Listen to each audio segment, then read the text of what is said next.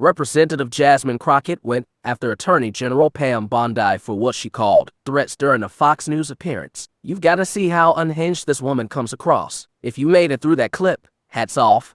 You deserve a medal, because that was tough to watch. Thank the chairman. I now recognize the ranking member of the subcommittee, Jasmine Crockett. Thank you so much, Mr. Chairman. And I first just want to begin with a news alert. Guess what? Joe Biden is not the president anymore. So maybe we can move on. Maybe we can move into the present, because it seems like we are living in the past. And listen, these are not the good old days, you know, like you used to sit around and your grandparents would talk to you about what used to happen. What we need to be talking about is how we are going to legislate, because I think that some of my colleagues have confused what our jobs are. And I get that we're sitting in judiciary. And so it may seem as if we are here to be litigators, but we are here to be legislators, which means that we are supposed to be writing laws, not trying to have our own trials and determine whether or not something is true or not, or whatever the case is, or who should be sued, who shouldn't be sued. All I know is that a great American hero, a good senator out of New Jersey, said something to the effect yesterday as he was shattering the record for holding the floor, a record that had been held by another racist in this country. As he shattered that, he said something about the fact that this should not be about left versus right. It should be about right versus wrong. And I am going to tell you that I want us to focus on right versus wrong. The reason that we are struggling right now in this country as it relates to people not trusting agencies, honestly, a lot of it is because of elected leaders. Let me tell you, one of the things that the chairman and I actually agree upon, we don't agree on a lot, is that we both know that there has been a sharp incline as it relates to threats upon our lives. Regardless of what side of the aisle you sit on, we both know and agree that as sitting members of Congress, we both are enduring more death threats than anybody should in this country. And I believe that it is because of the divisive rhetoric, and it is because of the selective enforcement of things. And so when we have, and I'm gonna be clear, because I had remarks and I'm going a whole other way. To have the sitting attorney general go on, and I'm gonna call it faux news. I know some of y'all love it, but it's fake to me. To have her go on Fox News and to then decide that she wanted to send a threat to me, it was wrong.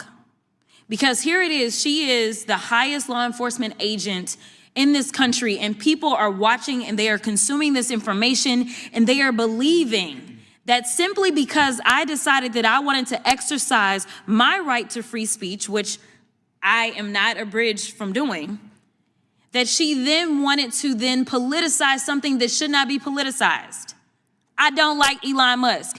I'm gonna say it 50,000 times. I don't like him. I don't like that he going out there and he firing people. I think that he's a crook, because somehow the rest of us can't sit around and get whatever federal contracts we want. The rest of us can't sit around and get law enforcement and get them somehow ordained as federal law enforcement to protect him. The rest of us can't get our dealerships protected by the federal government. That is somebody that is operating above the law.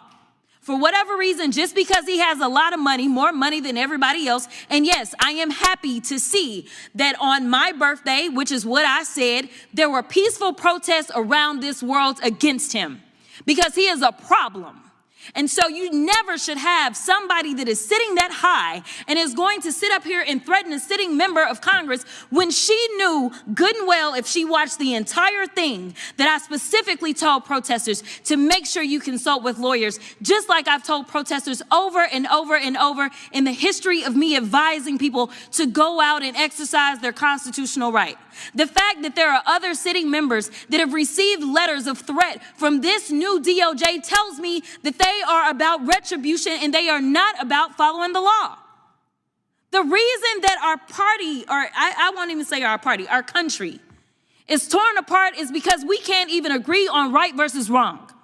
This should not be left versus right. The only thing that we're asking is that we have law enforcement that will show up when there is an actual crime.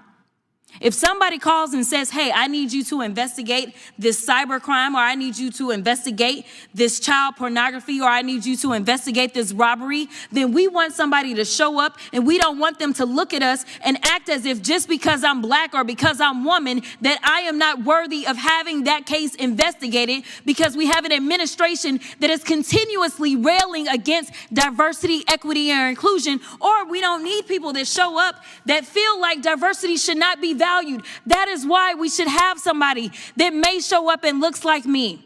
The final thing that I'll say, because you've been gracious, is this. When I first became a public defender, I had no criminal defense experience. And I walked in and I told my boss, Charlie, I said, listen, you should hire me. He said, why? I said, because I'm black. Charlie looked at me like I was crazy. And I said, let me tell you something. When I walk in, I'm going to walk in with a level of rapport and understanding that maybe some of my other colleagues will not. Charlie offered me my job, and I worked my butt off, and I worked really, really hard for all of my clients, not just those that look like me, and that is what it looks like to serve. Let me say this straight up. Jasmine Crockett, is everything wrong with this country right now? Did you catch how she brazenly called folks racist right on the House floor? She thinks that's normal. There was a time when being called a racist was the worst thing imaginable. But now they throw that word around so carelessly, with no real meaning behind it, that it's lost almost all its weight. She's just spewing nonsense. She even said, when asked why someone should hire her, because I'm black. That sums up everything that was wrong under Joe Biden's America, DI hires. She basically admitted, yeah, I'm a DI hire, picked just for my race. If you want a truly colorblind society and want to stop tossing around races like it's nothing, she could have said, hire me because I'll work harder than anyone to get the job done. That's the kind of person I'd hire. If someone came into my office saying, hire me because I'm black and I get other people, I'd show them the door. That's the kind of racist rhetoric that's got no place in hiring. If you're running a company, all that matters is the bottom line, profits, and meeting goals. Skin color shouldn't even be a factor. And then she goes after Elon Musk, saying he's only successful because of government grants. You could give Jasmine Crockett $1 trillion, 4 times more than the richest guy on earth, and I guarantee she wouldn't make a single dime in revenue. She'd lose money year after year until it's all gone. Like him or not, Elon Musk is a winner. Everything he touches turns to gold. The man's practically King Midas, revolutionizing the world. Writing off his success by saying he's propped up by government handouts is just lazy and arrogant. But that's exactly what you'd expect from someone like Jasmine Crockett. So, what do y'all think? Is Jasmine Crockett a hero to the African American community?